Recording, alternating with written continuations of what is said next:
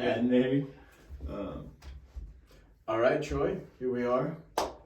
Back in North Carolina, man. Appreciate you having me on, man. Welcome to Balm HQ. Dude, this place is awesome. And you got a lot of new products since I last saw you, so. Yeah, it's been a busy year, but it's been awesome.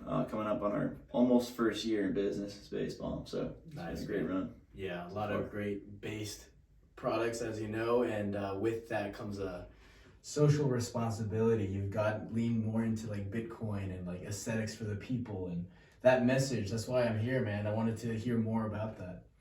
So Bitcoin is the most base financial system in the world. Essentially, our current monetary system has enabled this rather slip into degeneracy and sort of the things we don't like to see in the world. And we've come onto Bitcoin as like a bedrock of sort of the aesthetic renaissance, as like a new language of value for the world we want to see. Language of value. Yeah. Nice. So how is this Bitcoin more aesthetic than the monetary system we have now? So essentially, the monetary system we have now, a lot of people don't realize that the money we're using is essentially bleeding and leaking value at an increasing rate. So it all starts back in 1970. The money that we've been using used to be tied to gold. So we can first touch on the properties of what makes good money. So money as a language, you need to have several properties. It needs to be divisible, it needs to be scarce and finite in total amount, and then also needs to be scalable and saleable across space and time, and it needs to be like fungible. So like $1 here is the same value as $1 there, vice versa. But one of those properties of our money has been deteriorating, which is the scarcity property. So our money has become less scarce since 1970. They depegged it from gold, and now it's being printed. So it's decreasing as a tool to orchestrate our society, and it's making things go a little bit nuts. So that's why I remember Bitcoin. When Nixon unpegged it in the 70s, that was a huge turning point. And then you're seeing now the inflation rate, they say it's around like 10%, but really it's like closer to 20. I think anyone can look at the prices in the grocery store or wherever and see it's clearly not just 5-10%. It's much more than that. And if you look at the actual monetary expansion, if you look at sort of like the M2 monetary supply from the Federal Reserve, the monetary supply has increased 40% in the past 3 years, which is insane. The most it's expanded in the history of the country. So you're saying like within the last couple of years, that much money has been printed in the existence of US dollars?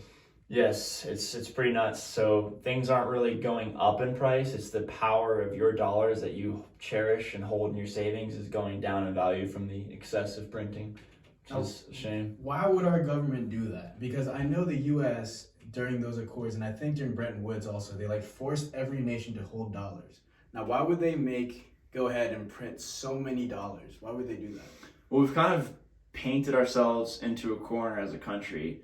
So our economy is essentially on life support in terms of like it needs freshly printed dollars to come from the Federal Reserve, or else we see like tremendous economic downturn. So, and then on top of that, we're in debt as a country, about 30 trillion. So if we stop printing money, it's going to be hard to pay back the $30 trillion. But if we're in debt of something that we can just print, they have every incentive to keep printing money. It's just the way they can do it. They don't have to really budget as much to get that money back if they can just mint it. So no real value. They're just going to print it away. Yeah, it's pretty crazy. And as the more they print, the more it becomes apparent that something's going wrong, and not everyone can quite pin their finger on it. And a lot of politicians will use like this riled up anger and just point it towards the other party or point to the other system without really going upstream all the way and realizing that the language of value, the bedrock of our society is becoming corrupted, and that's why things get pretty weird. Gotcha. And then I know you read the Bitcoin Standard too, that book, and in it, it describes this discrepancy between hard money and soft money, and that's one of the bedrocks of establishing a more stable and financially secure system. So what is hard money and soft money? So yeah, it's a great book, The Bitcoin Standard by Physiognomy. It's an incredible lens into history written through like the financial perspective of money and why the like depreciation and degradation of money has led to so many collapses in world history. But essentially, hard money versus soft money. Hard money is things that you can't be printed. So when the money is hard, the society really becomes harder. The people are harder, like stronger. The value in sort of the interchange of goods is important, because if you can't print the money, you have to get money from someone else by doing something of value in return. That's how our free market is built. But when the money gets soft and it gets printed by a central authority, it means less, and there's other ways that you can get rich and sort of acquire this money without necessarily providing value, and that's where central banking has kind of disrupted our society.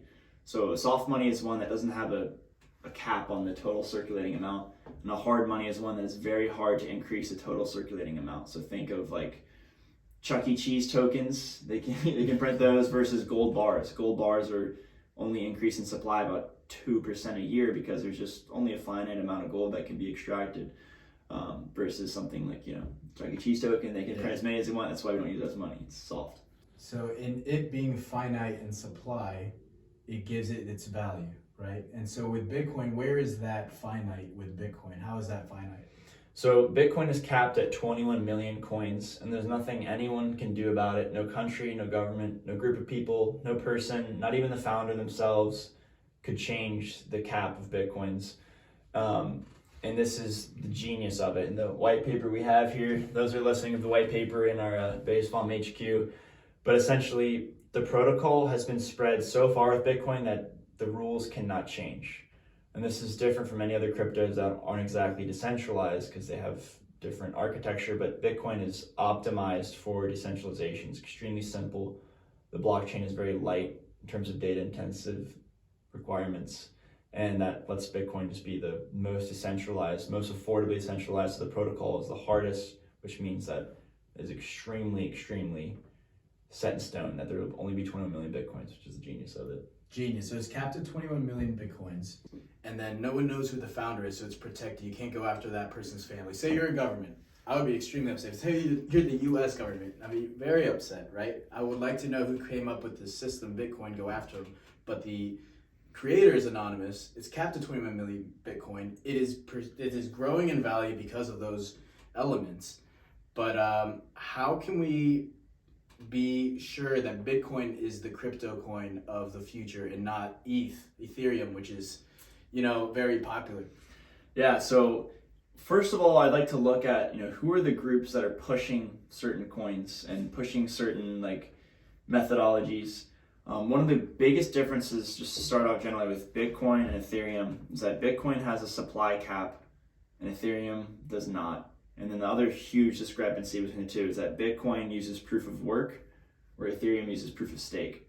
So starting out with the supply cap, as we touched on, if the money doesn't have a supply cap, then it can be issued or minted by someone else, giving them unnaturally large power economically. Yep. And then when it comes to proof of work, that's the methodology of how the coins are mined. So Ethereum uses proof of stake, essentially meaning, and they're so proud of this migration they just did, but that means however many you have more authority over the protocol. Whereas Bitcoin, to mint Bitcoins, you need to consume physical energy. It's tied to the real world. That's the peg. So it's not a matter of how much you have. It's a matter of, did you put in work, yes or no, to mine the coins. And it's extremely neutral. Yeah, and it's a lot of energy output to mine this Bitcoin. But once you do, you earned it. That makes sense. That's tied in nicely. So Ethereum is not finite, is one thing. The other elements that make Ethereum a bit more questionable, what are those? So we can look at Ethereum, first of all, the way it was created is they had a pre-mine initially of the Ethereum. So before anyone could even use it or mine it, they all mined it themselves. I believe it was like 60, maybe even 70% pre-mines. They gathered all the coins themselves for their inner circle. And then now that they've moved over to proof of stake, the inner circle, the founding, the Ethereum board, they have so many coins, they can now control the protocol. So now what's happening is they have the ability to censor transactions, roll back the blockchain, all these things that are extremely counterintuitive to the whole cryptocurrency movement. And I even cringe saying the word crypto or cryptocurrency, because I think that industry itself is an attack vector on Bitcoin, which is, in my opinion, the truth and the only real chance at freeing humanity to a different monetary system. You use the language freeing, like freedom, and that we're tied into the fiat system, which is the one we have today. One of the things that with having family abroad is this: when you go from one currency to the next, the foreign exchange market is bleeding people dry, especially families who can't afford to constantly transact between currencies. How would Bitcoin address that? So Bitcoin is a neutral sort of like exchange rate. So it's like wherever you are, one Bitcoin is one Bitcoin. And additionally, we're already seeing this happen already. It's not even like a theoretical, like, would it help? It's really cool because people, for example, in El Salvador, the money they had there, which is dollars, they can't really access it because they don't have as much banks. Their banks are hours apart. It costs them $50 a month just to have a debit account. So Bitcoin has just naturally become their chosen means of interacting with each other, not only locally in El Salvador, but to send like remittances back home because it's instant and there's no fees. They're not getting screwed on those exchange rates. So it's just amazing what it's doing already. No fees. There's a cap limit if you hold on to Bitcoin long enough. Even if a Bitcoin holder passes away or loses access to those Bitcoins, that is creating even more scarcity. So it goes up in value for the other Bitcoin holders. Exactly. It's kind of like a miraculous way that it works out. Yeah. So that's Bitcoin, that's Ethereum. What are your thoughts? Let's take a step back. What are your thoughts on this whole cryptographic monetary system, though? Like, why would a new movement like this be born? What's the need for it? So what's important is that throughout world history, whenever the money becomes depegged, chaos ensues. Every time. You look at the collapse of Rome, they started minting all these coins, and then the government tried to incentivize certain behaviors with their ability to mint these coins, mismanagement, misallocation of capital, and collapse. And it happens over and over again. So we can learn from history. And Bitcoin solves this problem by tying our currency to work. Proof of work is the genius real invention of Bitcoin, which came from Hashcash, which was a previous project that was sort of mimicked in Bitcoin's creation. But essentially, the proof of work allows no one to cheat the system. And humanity's always been trying to find a better way of taking care and saving their own time. And so that's why gold failed, is because it couldn't be pegged, because eventually it was so heavy to move around, they had to issue paper slips and say, okay, this represents gold in storage. But then someone's in charge of that pegging, saying, yeah, for sure, the dollars you have are related to gold in storage. But the peg was broken. And Bitcoin finally solves that issue where the money you're getting is tied to physical consumption of energy that is finally like attached to nature. So it allows us to really save our time and not be scammed out of it from someone else printing. So proof of work, why is it using language proof? Can people see who owns the Bitcoin? So Bitcoin is pseudo-anonymous, meaning that you can see, it's like, picture yourself walking down a hallway of glass lockers.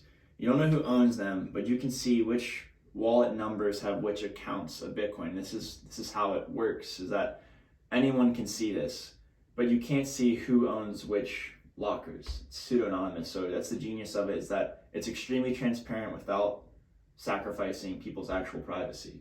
Okay. Which is the genius of it. So the wallets are the lockers, and then the keys are the combination to those lockers. Yes, and it's just amazing, and that's kind of how I guess I won't get too deep into this, but that's how the nodes work. Is that a node is essentially a copy of all the Bitcoins in storage, in every transaction ever, and that way it can be copied and spread throughout the world. So there's hundreds of thousands of nodes that have a full copy of it.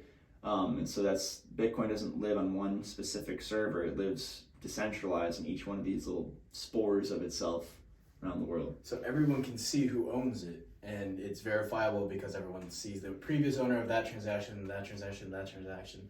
And you use the word spores like mushrooms. You keep using language that is like tied into nature. How is Bitcoin tied into nature? So a couple different ways. One is that it physically requires energy, unlike proof of stake tokens, which are susceptible to just becoming centralized and printed. So Bitcoin requires real energy to be used. That's why it's authentic and real.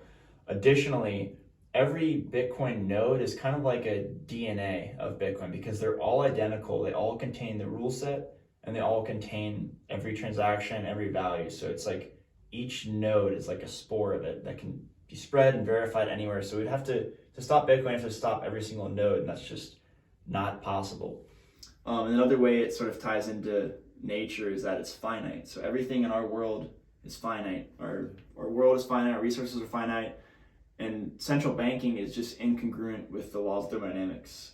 So we have a closed system. We don't have any matter coming in and out of our world, but central banking is like allowing someone to create and print infinite economic energy, which is not possible in nature. That'd be like a lion sitting there, not having to chase anything, not having to kill anything, and just consuming all the animals around it without working for it and living forever, which is just crazy. But that's the system we have right now, is that someone is just printing these life credits, basically. Yeah. So it's energetically unjust, financially unstable, and also not aesthetic. How does this tie into the aesthetic movement, the aesthetic renaissance, as you guys call it? Yeah, so Bitcoin is the official monetary system of the aesthetic renaissance. And I'd say how Bitcoin ties into aesthetics is really important. We can see in the world around us physically, if you look at the architecture since our money started getting printed, things like the architecture, the music, the style, in my opinion, things have gotten worse since the 70s. And you can also just look at this, look at a website. It's called WTFhappened in1971.com. And it shows all the downstream effects of us having soft, weak fiat currency money. And then when it comes to aesthetics, though, is that if the money you're using as a civilization is melting, and this can happen subconsciously, people don't really realize it's happening, but the quicker your money starts to melt in your savings, and by I mean melt, I mean like it's losing purchasing power. The faster it loses that power and that stored life energy, the closer up your time horizon is to you. So you start to not care about and not be able to care about things 5, 10, 20 years away. You have to think quick because you're like, man, I can't buy these groceries, they're getting expensive. I need to focus on money now. It's making everyone look closer and closer and shrinking their time horizon. And that's also, it just spreads into other decisions. It's like, I don't care about what I eat because I just need to eat. I don't care about, what my business or what my art looks like because it just needs to be done quick. And it's the consumption, the fiat, materialistic culture, that's all from the time horizon. Wow. But when things are drawn out, if you have your money locked away and you know that it's going to stay that same value and it's going to potentially appreciate in value, you can lock it away and feel at peace, and you look out way longer in the horizon because you know that money's not going anywhere. You don't feel like you have to spend it immediately before it vaporizes its purchasing power. You can plan ahead.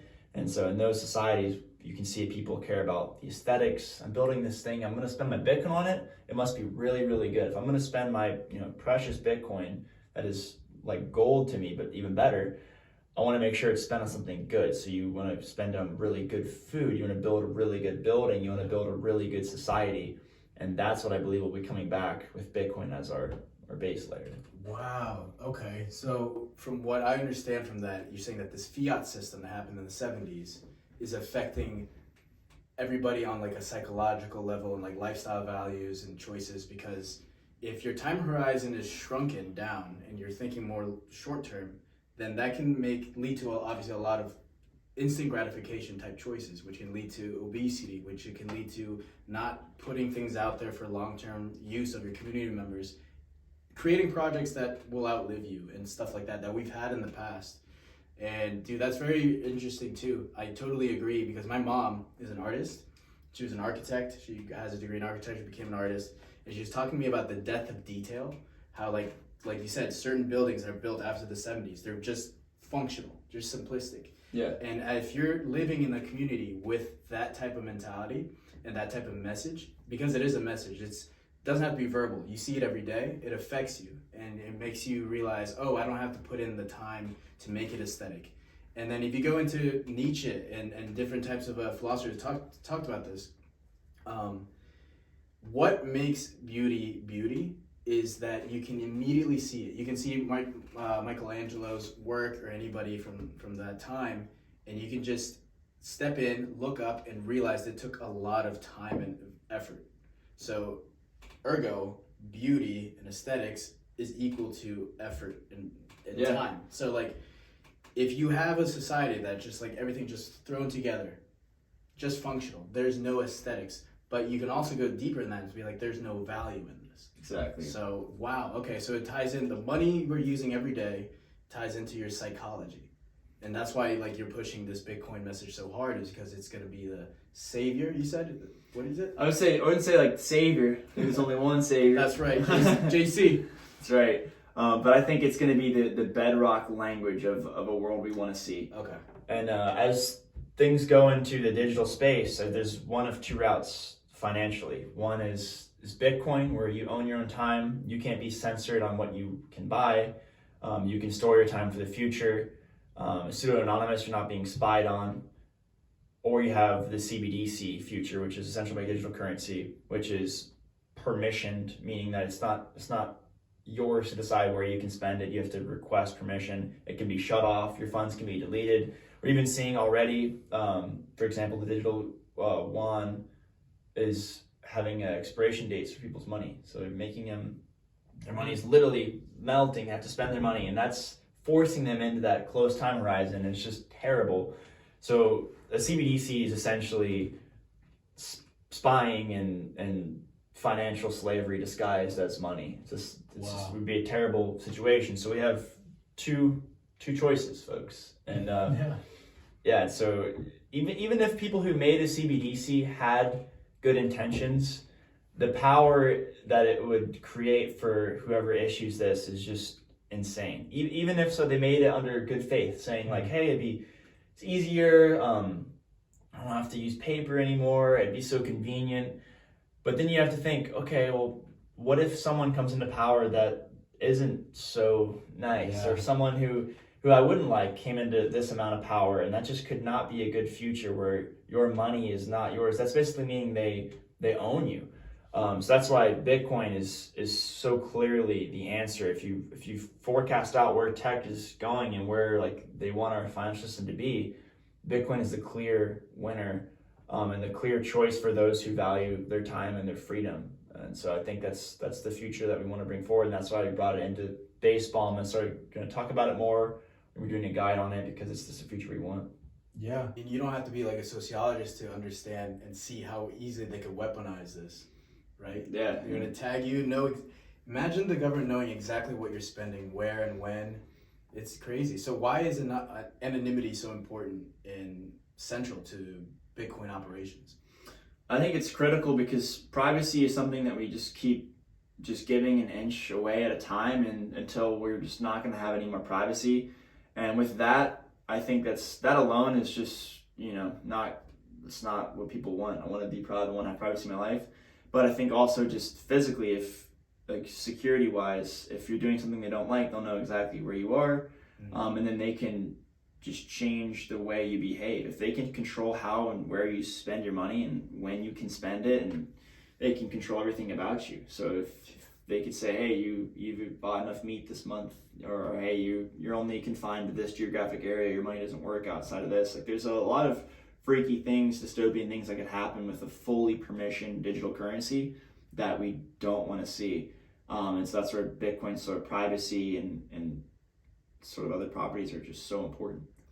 I never even considered that. They could ration your food, they could ration your energy expenditure, they'd know how much you're spending, where you are. That's wild. Wow. Yeah, it'd be nuts, and it already is happening, and it's already being attempted to be rolled out in more places, and that's just immoral and unjust. Yeah. So we want to see people being free to have commerce with whoever they want, free to save their own money, free from debasement, free from theft. That's where Bitcoin is just so cool when you really look at it.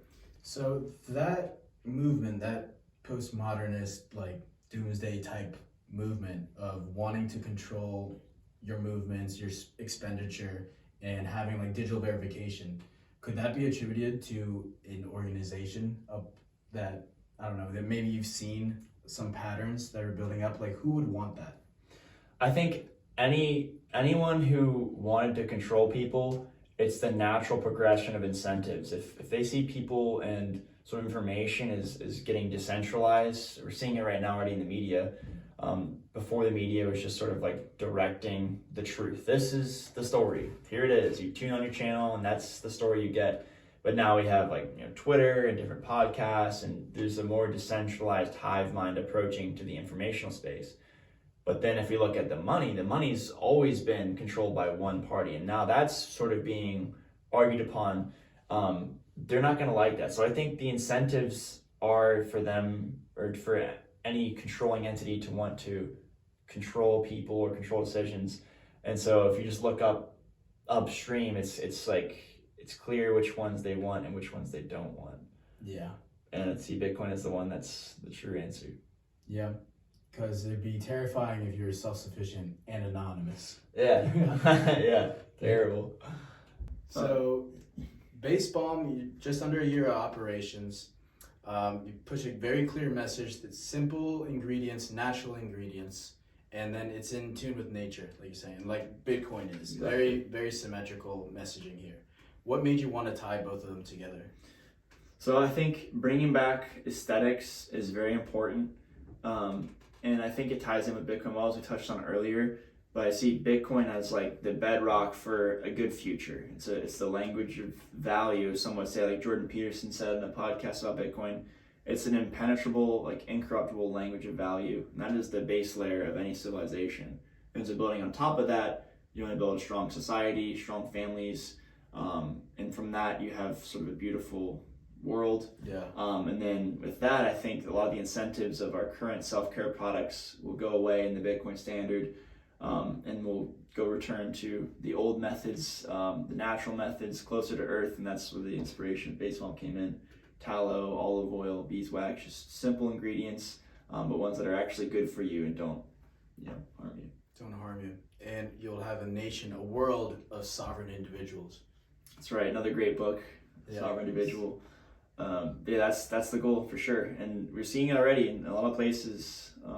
It's Bitcoin is sort of going into society, is permeating, and we're seeing these sources of hope and pockets of like optimism pop up in the world, which is awesome. Yeah. But Troy, Bitcoin's value has been dropping recently. What would one do? Obviously, we're not financial advisors, right? Yeah. So, but we're not telling you what to do, but we're just talking here. How would you describe the drop in value, Bitcoin's value? What are you doing now? So right now, I'm just not touching my Bitcoin. Yeah. If you look at throughout world history, financial values can swing a lot. But if you look at even just Bitcoin's history, since its inception, it was worthless. And then a couple, years in, it gained some financial value, a couple dollars here, and it would spike up, crazy to $100 value of coin. Oh my gosh, mania! And they said, and then it would collapse back down to 20, and like, oh wow, it's a scam. And then it rose back up 4 years later to $1,000, and like, oh my god, peak mania, and collapsed back to like 200. And then as it just gains more and more of a network effect and becomes stronger and harder, and more miners, more energy, more people commercing with it, gets bigger, it gets bigger. And then it went up to, in 2017, it was at like, what, 19K almost, or 18K? Exploded. Peak mania. Everyone's like, oh my gosh, Bitcoin's crazy. And then it collapsed back down to like 2-3K. Yeah. And then it's just back up again. So this is just a bear market. And in my opinion, it will be back at higher highs, and then it may crash again, and then it'll just go back up again. It's just the nature of it is becoming monetized. So right now, Bitcoin's market cap is maybe it's a couple $100 billion right now. I think it hit up to $1 trillion at one point, but it's becoming monetized. So it's becoming the money. And what that means is that it'll have to eventually win the network effect of being the language. And I think that'll be great because it's the best at being a language. It hits all the properties of money. So it may keep going until it becomes the default language, where people say, why would I want anything else? Why would I want these digital dollars? Why would I want Ethereum that can be printed? Why would I want any of this surveillance crap when Bitcoin is non-censorable, undebasable, and it's backed by energy, so no one can fake it. And with that, I think it could become the money, which means hundreds of trillions of dollars worth of total market value, which would be like upwards of $20 million per Bitcoin once it's fully monetized. But again, this isn't financial advice, but if you just look at the trends, I find comfort in just holding it long term, long term. Hold on for dear life. Yeah. HODL. Well, I remember, I think it was 2016 or 2017. I was in college and my roommate Jack just burst into the living room. He's like, dude, Bitcoin broke 1,000. It's crazy. Those crazy times. Yeah, it gets a lot of mania, and then it will diffuse and go back. And what causes that, I guess some listeners want to know, is that Bitcoin goes through a halving every 4 years, which is the issuance rate of Bitcoin. So what happens is, if you're mining for gold, the issuance rate of gold roughly every year is like 2% increase. And the total amount of gold in circulation on Earth, it increases by about 2% every year. Whereas Bitcoin's issuance rate tightens every 4 years. So it actually, no matter how many people are mining it at once and trying to digitally mine for coins, the issuance rate stays the same for 4 years, and then it actually tightens and tightens and tightens. So we've never had something as a society with a tighter issuance, a harder monetary rule set than gold. Gold's at 2%, and then with Bitcoin's upcoming halving in a year, it should be around like 1%, which is like extremely tight, which means that it's very undebasable, and it'll just keep getting tighter and tighter and tighter.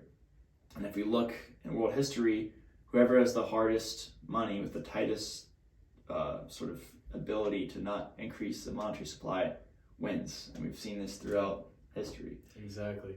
So the next halving is in a year. Yeah. Okay, cool. So if you have the money, then the supply is going to go down, right? Have it more value. But also, what are other properties of Bitcoin? You said there's halving. You said there's a limit on 21 million. What other properties does Bitcoin have that makes it so unique? So one of the huge things is that Bitcoin's blockchain is extremely light. It's not very data intensive, and this is actually critical. So a lot of other coins like Etherium, it has a huge block space. So it's kind of a short-sighted like engineering approach, in my opinion, is that if you have a bigger blockchain, that allows you to fit more transactions per second, which is great. However, that means that blockchain is heavier and requires a lot more data.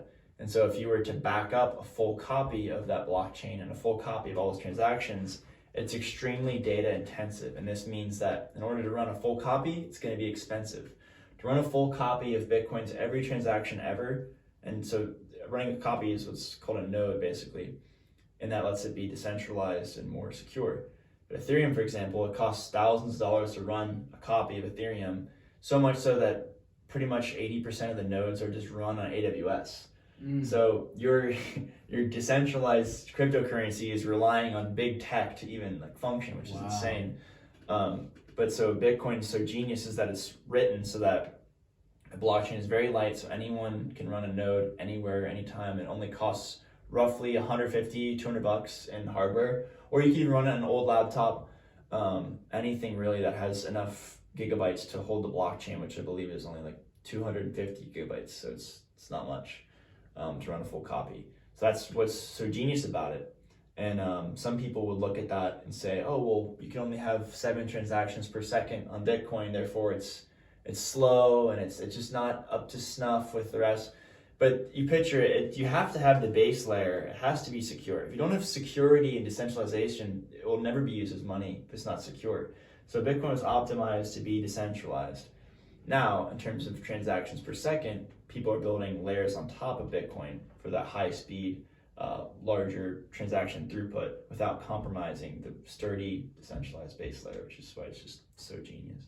Gotcha. So can anyone have access to Bitcoin? Like maybe you don't have the GPU, right, to mine it yourself, but you can just buy Bitcoin yourself without having to mine. Yep. So everyone has access to this. Yep. What is keeping people from using it as one of their main sources of currency? Yeah. So I think right now the whole industry of crypto is making Bitcoin look bad. The industry, the people, the scams, FTX. Oof. There's thousands of these cryptocurrencies, and they're all trash because none of them can match Bitcoin's hash rate and Bitcoin's decentralization and Bitcoin's immaculate inception, where no one else had the ability to mine these coins beforehand. Bitcoin was released neutrally, and you can verify that. Whereas all these other coins are scams. You've seen these pump and dumps, these NFTs, these FTX. Yeah.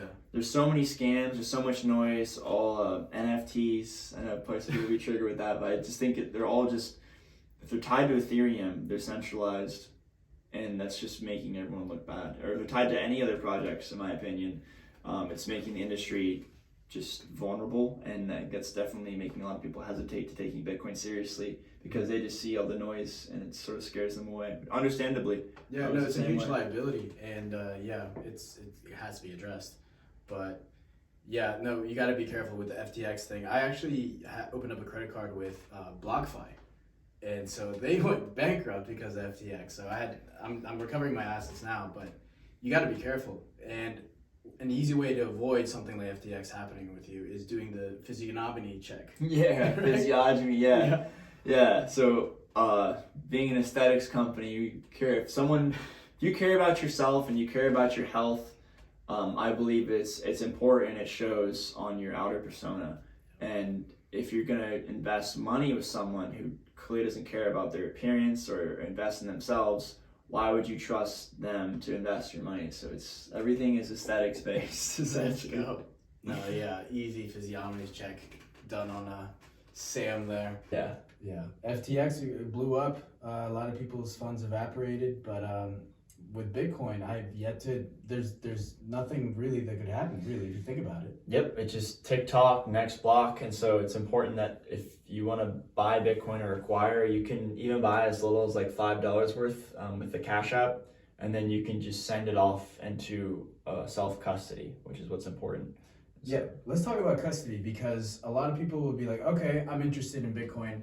Should I go through Coinbase, or what are these wallets and exchanges? Which ones do you recommend? I recommend Cash App, and that's Cash App, and then also River, and then any other company that's only Bitcoin, because the reason why I like Cash App a lot especially is because they donated a lot to the open source development of software, donate to Bitcoin devs. They're also only Bitcoin. And I think as an exchange, there's a big incentive to offer these coins, these scammy crypto coins, because they just make a fee off selling them. But on principle, Cash App chose the first one to do just only Bitcoin, so I respect that. And so yeah, you can just dollar cost average through Cash App. You can buy $5 worth of Bitcoin, and then just save it for yourself and think long term. And I would encourage everyone, before you put any money into Bitcoin, is read up and learn as much as possible. And then once you've arrived at your conclusion. Yeah. What are some of the risks that would happen to holding your money in a non-Bitcoin based holder like that? Yeah, so for example, it's happened already with FTX. People, they buy Bitcoin, or they're buying all sorts of trash. Just that wasn't Bitcoin, but let's say you bought Bitcoin and held it at FTX, You open your FTX app or desktop and you see, okay, there's my funds sitting right there. Well, they're not actually your funds. So with crypto exchanges, they don't have the same regulations. They don't have to have really your funds there. And so they may be reselling the same Bitcoin to 100 people, meaning that they're leveraged up. So they're collecting the fees off of selling 100 Bitcoins, but they only actually have one Bitcoin themselves. So they're leveraging the fees and they're making a lot of money, but they're also making themselves really susceptible to bankruptcy because they don't actually have what everyone's buying. So your money may have gone, you thought was going to buy Bitcoin, but you were buying Super Bowl ads with Tom Brady and such instead. So it's very important to have your own custody of your Bitcoin, which is different. So you would take your Bitcoin off the exchange, sending it to a wallet where you control the keys, then it is your Bitcoin. Yeah. But Troy, that sounds exactly like the financial and banking system we have here today, where they don't actually hold the money they say they do, and yet they're claimed to be like this super innovative crypto space, but only Bitcoin is the one who actually holds the Bitcoin they say they hold. That's right. Yeah, Bitcoin is the only truly auditable network that you can see exactly how it's working. You see all the lines of code. You can read on the white paper. You can trace back every transaction to the first one, seeing which wallets had which amounts. It's not tied to people's identity though, it's pseudo-anonymous. But it's truly auditable, truly transparent, and that's just what we need today in this world. Awesome. And just out of curiosity, don't tell me the location, obviously, but like you have access to someone's keys, you have access to their Bitcoin, right? Yeah. Where would you or someone you recommend hold their keys? Up here? They could hold it in their head, or they could store it safely in a geographic location that they feel comfortable with. Yeah. There's also other methods such as a multi-signature, which is you essentially share keys with someone else, and it could be multiple people. A great company that does this is called Unchained Capital, but they essentially allow you to set up multi-sigs with them and other people that allow you to know your Bitcoin can't be moved unless your chosen group of people have allowed it to do so. So a multi-sig is essentially like you need to be with someone else, both need to agree, or more people need to agree all at once at the same time, and then the Bitcoin can move. And that way you can sort of rest easy at night knowing it's not accessible. That sounds really interesting for enterprises. Yes. Something that like is large, right? For If sure. you're an individual, you probably don't want to do that, but that's super interesting. Imagine if you have large enterprises going in with this multi-sig option. And we talked a little bit already about countries already adopting Bitcoin, El Salvador, for instance. So this is covering all the bases, it sounds like. Yeah, it's really amazing like how it's working. It's just permeating into our society, and it's so cool when you like really realize what it is. But yeah, as we could touch on El Salvador, I guess, for a little bit. So El Salvador is the first country to have Bitcoin as legal tender, and they did this because the people there were using dollars, and the dollars are, as we know, getting printed. So their savings weren't lasting as much. And additionally, a lot of people in El Salvador get their money off remittances sent from like the United States or other first world countries. But those remittances, when they send them home to El Salvador, were getting taxed heavily on like Western Union. And then additionally, when people would go to get the money sent to them from, let's say, America, they'd have to go sometimes 2 hours away just to get to a brick and mortar bank to get the money physically, because running an actual bank account in El Salvador is extremely expensive. So they were just trying to get the physical cash. Yeah. And when they would go there, people, gangs and stuff would just sit and wait by these brick and mortar locations and would just take them of their money. So it's extremely difficult. So they really didn't have much to use as money. And if you don't have a language that you can coordinate a society with, a free market, it's extremely limiting on what the society can do. The specialization in labor. So Bitcoin was just naturally adopted by them because Bitcoin could be sent from someone in the United States right to them. They don't have to go and venture out to a physical bank to get dollars, to get mugged. It can go straight to them. And then with the Bitcoin Lightning Network, which is built on top of Bitcoin, allows for extremely fast transactions. So they're just using it as cash. And it started in El Zante, and then eventually it's spreading throughout the country and caught the president's attention, and now it's their currency. Wow, awesome. It's tremendous. So the ForEx market, foreign exchange market, is it like in the trillions of valuation, right? What is the exchange rate of Bitcoin going country to country? I'm just curious. It's the same. I mean, essentially Bitcoin right now in dollars is 20,000.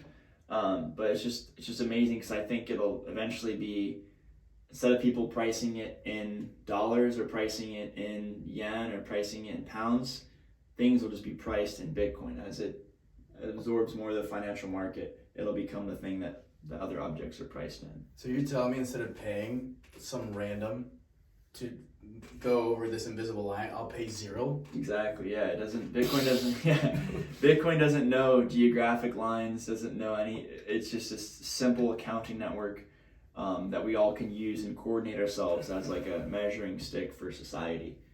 It's going to help us coordinate a lot better, and I think the world's going to look really different once we're on a Bitcoin standard. Yeah, you're holding the keys to your life, to your financial life yourself. That's sovereign individuality. That's what we want. It's going to be beautiful. So that's why we wanted to accelerate it here to baseball. There's a little like window of opportunity I'm seeing here, because currently the year is 2023. And the world still is run by the boomer generation. It's still their world, right? Like they're holding all the C-suites spots. They're like have a lot of the money still, which is great. It's not a complaint. That's just what it is right now. And with that, they are obviously pre-internet, and there's a natural skepticism with these larger entities, larger enterprises they built up. So the ones who are really capitalizing on this opportunity, the Bitcoin, are the younger generations. So imagine if, like, I don't know, one of these giant software companies or giant enterprises that have been along for a while just goes all in on Bitcoin.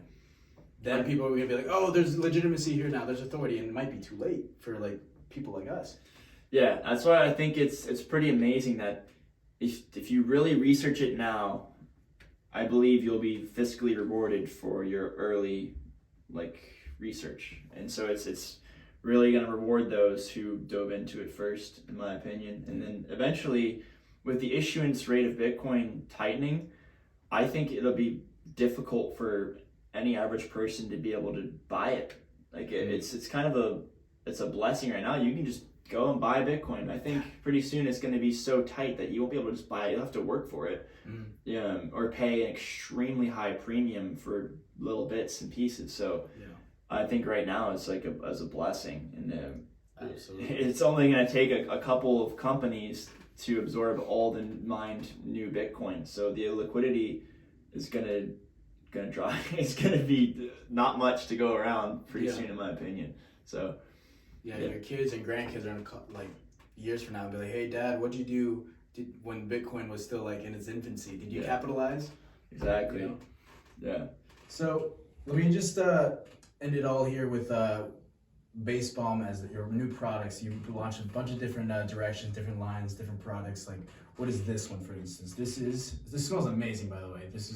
What is this? This is the Elysian Nectar. So essentially we're making products for maximum aesthetics, but no endocrine disruptors. We see it, the world has become soyified, men especially. Soy coins. Yeah, soy coins. So essentially we want to bring the culture back to like the hard objective truth. We're bringing back beauty and aesthetics, and we're going to celebrate those things and not be ashamed of them or not think they're not important, because they are important. Taking care of yourself is important. And that's the sort of a ethos behind our products. And so right now we have the base balm with the tallow balm, the skin balm, and then we have this, it's the Elysian Nectar. So it's rosemary water, rosemary oil, clove water, vanilla oil, and then peppermint oil. And these things are all designed to give your scalp nutrients and helping it grow naturally. It smells really good. And then basically it kind of gives your nice texture to your hair, deletes frizz. So it's just some of the ethos in our products, and we also have a lip balm, a pomade, and then we'll be expanding those lines as well. Tremendous products, and you can feel the value. When something's aesthetic, it is synonymous with value. This, you can just tell. It is amazing. The skin balm, the best balm out there, everybody. So yeah, definitely check out basebalm.com. The boys, Troy and Alex, really did a great job with this. This is one of those companies that is just blowing the competition out of the water. I won't mention their names, but they know it. Appreciate that. Well, thanks so much for having me on the pod, man. Appreciate it. Of course, dude. Anytime, man. All right, Appreciate it. Stay based. Stay based. Stay based.